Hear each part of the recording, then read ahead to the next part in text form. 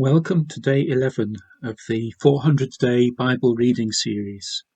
On day 11, we are reading Genesis chapter 11, Job chapter 11, and Luke chapter 9, verses 28 to 62.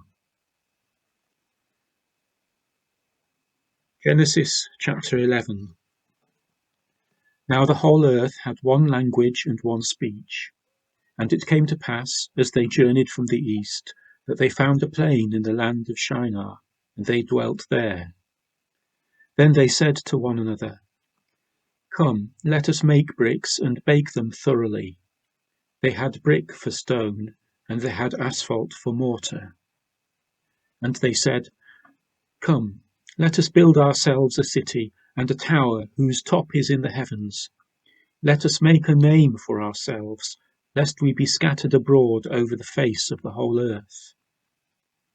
But the Lord came down to see the city and the tower which the sons of men had built. And the Lord said, Indeed, the people are one, and they all have one language, and this is what they begin to do. Now nothing that they propose to do will be withheld from them.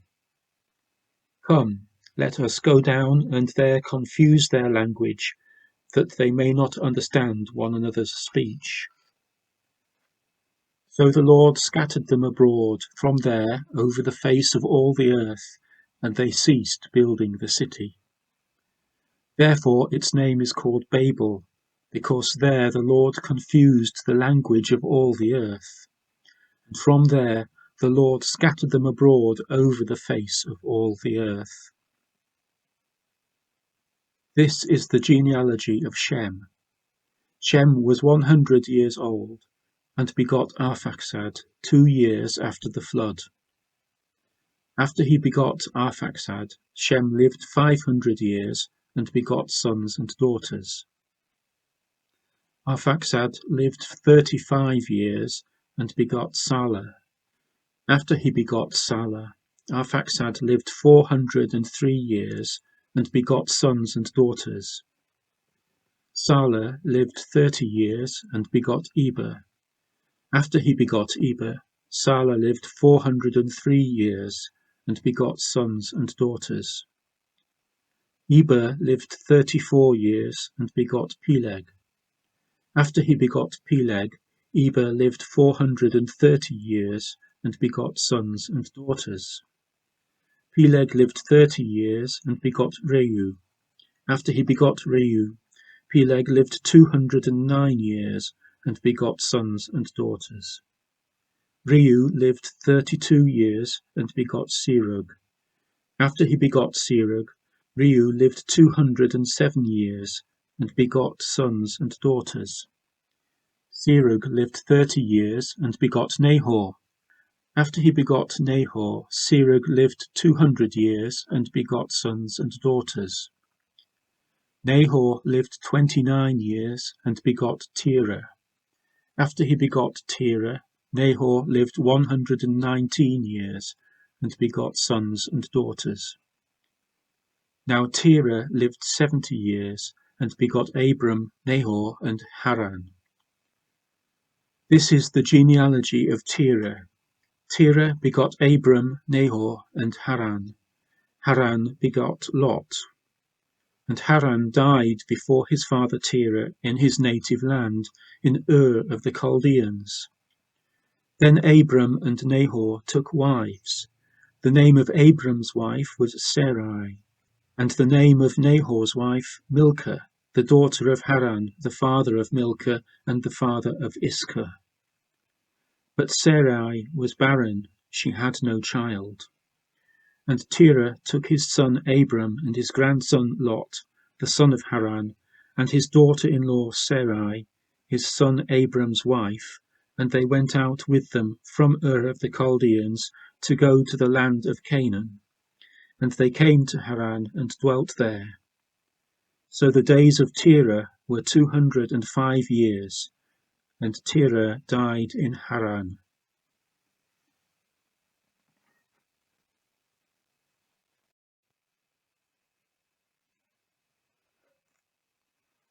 Job chapter 11.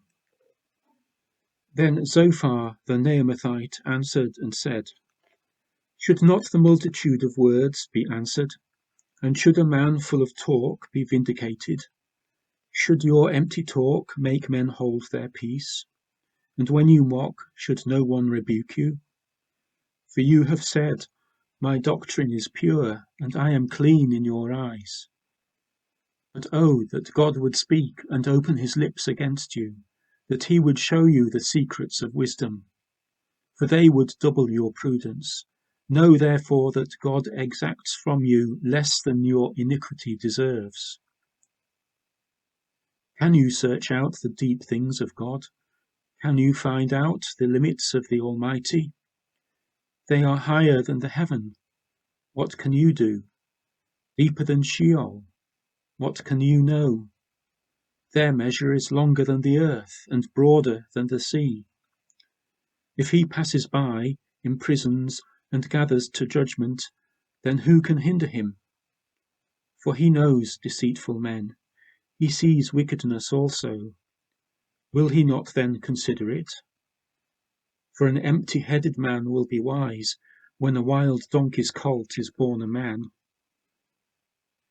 If you would prepare your heart, and stretch out your hands toward him, if iniquity were in your hand, and you put it far away, and would not let wickedness dwell in your tents, then surely you could lift up your face without spot. Yes, you could be steadfast and not fear, because you would forget your misery, and remember it as waters that have passed away, and your life would be brighter than noonday. Though you were dark, you would be like the morning, and you would be secure, because there is hope. Yes, you would dig around you and take your rest in safety. You would also lie down, and no one would make you afraid. Yes, many would court your favor. But the eyes of the wicked will fail, and they shall not escape, and their hope, loss of life.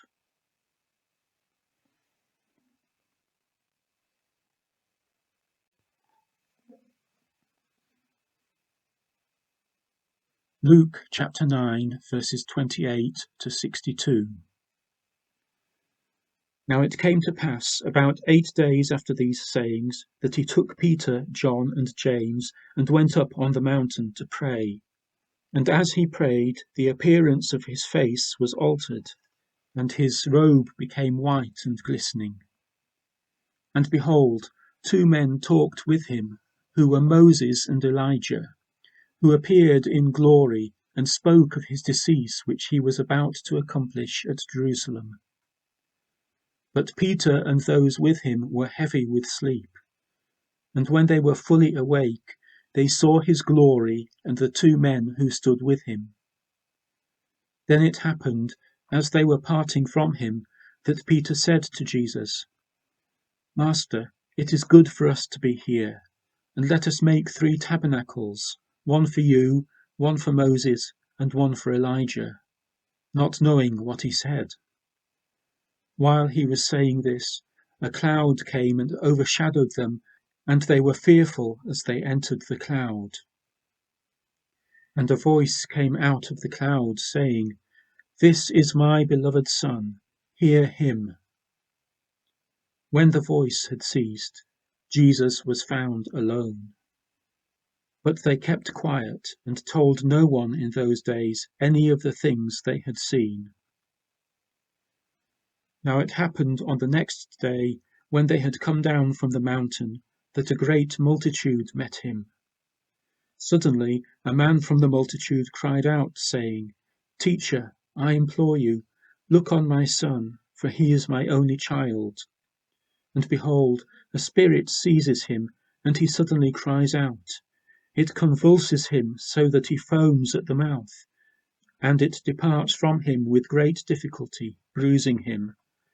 So I implored your disciples to cast it out, but they could not.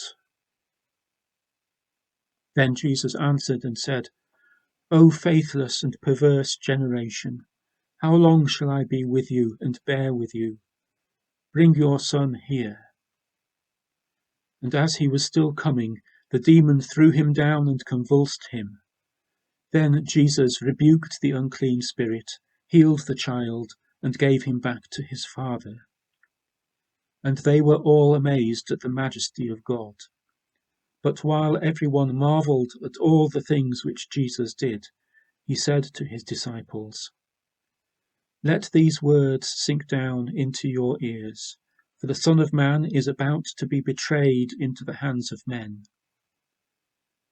But they did not understand this saying, and it was hidden from them, so that they did not perceive it. And they were afraid to ask him about this saying. Then a dispute arose among them as to which of them would be greatest. And Jesus, perceiving the thought of their heart, took a little child and set him by him. And he said to them, "Whoever receives this little child in my name receives me, and whoever receives me receives him who sent me. For he who is least among you will be great." Now John answered and said, "Master, we saw someone casting out demons in your name, and we forbade him, because he does not follow with us." But Jesus said to him, "Do not forbid him, for he who is not against us is on our side." Now it came to pass, when the time had come for him to be received up, that he steadfastly set his face to go to Jerusalem, and sent messengers before his face. And as they went, they entered a village of the Samaritans to prepare for him. But they did not receive him, because his face was set for the journey to Jerusalem. And when his disciples James and John saw this, they said, "Lord, do you want us to command fire to come down from heaven and consume them, just as Elijah did?" But he turned and rebuked them and said, "You do not know what manner of spirit you are of. For the Son of Man did not come to destroy men's lives, but to save them." And they went to another village. Now it happened, as they journeyed on the road, that someone said to him, "Lord, I will follow you wherever you go." And Jesus said to him, "Foxes have holes, and birds of the air have nests, but the Son of Man has nowhere to lay his head." Then he said to another, "Follow me." But he said, "Lord, let me first go and bury my father." Jesus said to him, "Let the dead bury their own dead, but you go and preach the kingdom of God." And another also said, "Lord, I will follow you, but let me first go and bid them farewell who are at my house." But Jesus said to him, "No one, having put his hand to the plough and looking back, is fit for the kingdom of God."